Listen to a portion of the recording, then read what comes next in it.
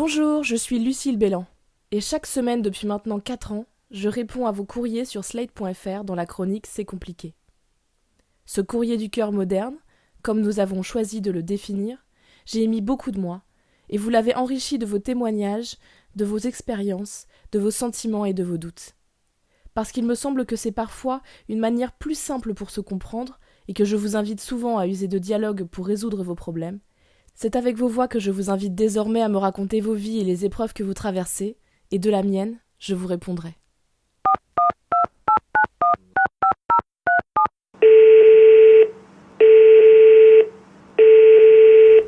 Salut Lucille, c'est Louisa. J'ai 38 ans et je me demande si on peut aimer sans coup de foudre. Si les sentiments peuvent venir avec le temps. Combien de temps ? Moi j'ai toujours aimé en ayant plein de papillons dans le ventre très vite, très fort. Parfois c'était pas réciproque du tout.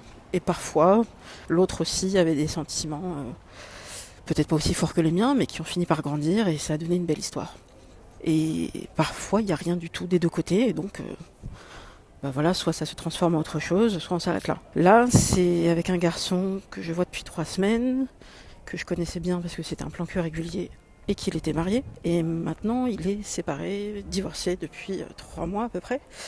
Donc on essaye de voir si on pourrait pas vivre une belle histoire sérieuse, c'est ce qu'on veut tous les deux. Mais j'ai pas les papillons dans le ventre. Est-ce qu'ils viennent plus tard ? Est-ce qu'ils viendront pas du tout ? Est-ce que le fait qu'on ait déjà passé ensemble, ça joue ? Je sais pas. Est-ce qu'on peut avoir tous ces coups de foudre qu'on a eus en étant plus jeune, en ayant un cœur plus neuf peut-être, moins brisé ? Et est-ce qu'après, je sais pas, on aime différemment ou on a mis tellement de couches pour le protéger que le coup de foudre il vient plus ? Je sais pas. Mais ce serait dommage qu'une belle histoire ne se crée pas parce que je sais pas, il y a un truc qui me retient ou qui le retient, je sais pas encore. Lui, il a peut-être pas tous ces problèmes-là, ça fait que 3 semaines. Mais je me vois pas attendre 1 mois ou 2 mois ou plus sans avoir de papillons dans le ventre. Voilà, merci.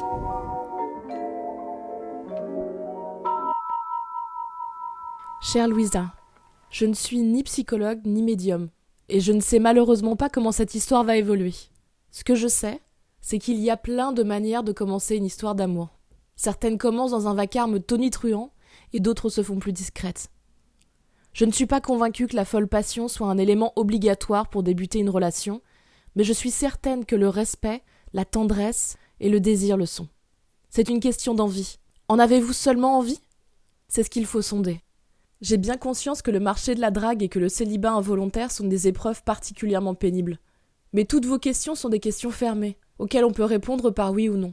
Est-ce que j'ai envie d'essayer de construire quelque chose avec cet homme ? Est-ce que j'ai envie de m'investir dans cette histoire ? Est-ce que j'ai du désir pour lui ? Est-ce que ce qu'il me propose me fait envie ? Est-ce que je pense que c'est une bonne personne pour moi ? Est-ce que j'ai confiance en lui ? Répondez-y sans réfléchir. Et voyez ce qu'il en ressort. Je vous souhaite du courage pour la suite. Avec ou sans cet homme. Tu dois te sentir tout léger, tout transporté par l'amour, non ? C'est que j'ai pas vraiment eu le coup de foudre. Hein. Ah bon ? Mais tu es amoureux quand même. Ah oui. Enfin, c'est un peu trop tôt pour me prononcer complètement, mais je sens qu'il y a en elle tout le potentiel pour que je tombe vraiment très amoureux. Je pense que ça va s'amplifier petit à petit avec le temps. Je suis la première à avoir grandi bercée par les livres et les films, et l'idéal d'un amour passionné qui ne s'ancrait généralement dans aucune réalité. Je voulais être Fanfan, la reine Margot, Marguerite Duras dans sa jeunesse. Je voulais de l'amour verbeux comme chez Albert Cohen, léger comme chez Alexandre Jardin, écrit dans les étoiles comme ces histoires soumises à la destinée. Je peux citer ici les films Un amour à New York ou encore Nuit blanche à Seattle. Biberonnée à toutes ces références de plus ou moins bonne qualité, je me refusais à l'amour que je qualifiais de tiède, et me disais faite pour de grandes passions, puisque ce n'est que comme ça que l'on devient soi-même le personnage d'une histoire qui mérite d'être écrite. C'est l'histoire avec un petit H qui m'a fait changer d'avis.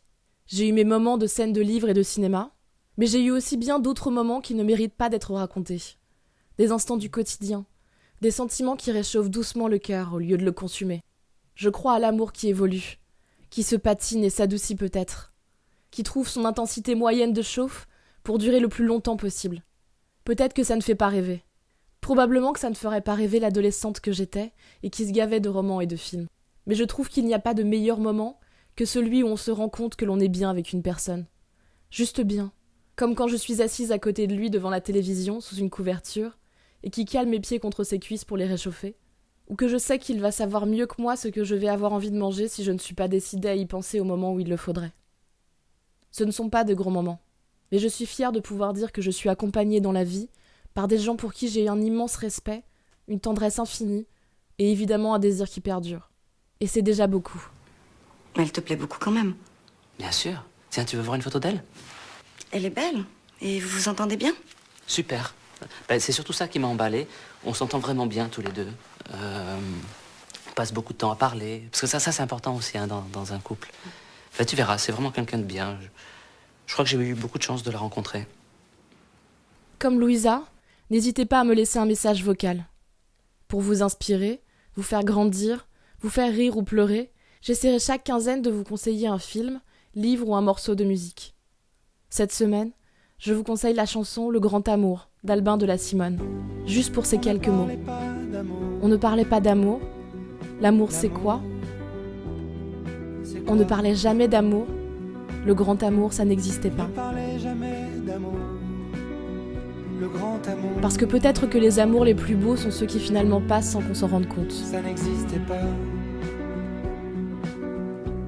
Pour participer à ce podcast et partager vos témoignages, vous pouvez vous enregistrer sur votre téléphone et nous envoyer ce message par mail à cetcompliqué.slate@gmail.com ou nous envoyer un message vocal par WhatsApp au 07 61 76 74 01. N'oubliez pas de me laisser un prénom ou un pseudo, votre âge et éventuellement votre ville. Enfin, l'adresse mail cetcompliqué.slate@gmail.com et la chronique hebdomadaire reste toujours d'actualité. Si ce podcast vous a plu, n'hésitez pas à nous laisser 5 étoiles sur iTunes ou à laisser un commentaire. C'était C'est compliqué le podcast. Tous les autres épisodes de C'est compliqué sont à retrouver sur slate.fr. Merci à toutes et à tous et à très bientôt.